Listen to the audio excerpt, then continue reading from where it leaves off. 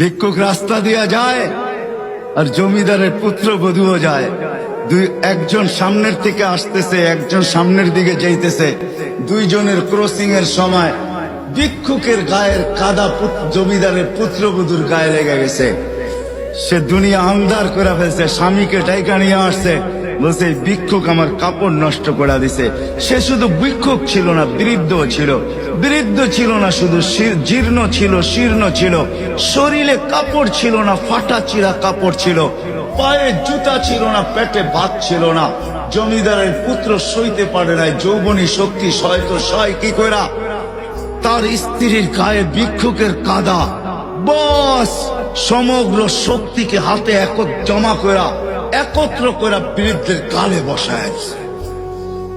বৃদ্ধ কিচ্ছু বলে নাই, শুধু উপরের দিকে তাকায় দুই তিনটা শব্দ উচ্চারণ করছেন। শব্দগুলা হলো ইয়া মাল্লাহ তারা হলো ওয়ুন, ও আল্লাহ চোখে দেখা যায় না। ও তারা কুল্লা শাই, তুই সব দেখিস। ফারা তারা মা বি, তুই কি দেখিস না আমার সাথে কি ঘটতেছে, এটা কি দেখিস না?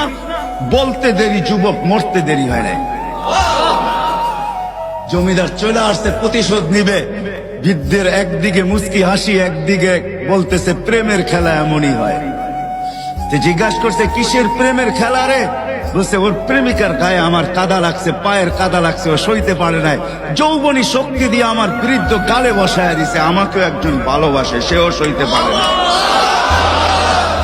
সেও সইতে পারে না। ও তো থাপ্পড় দিয়া খেলতো, সে জান নিয়ে নিছে, জান।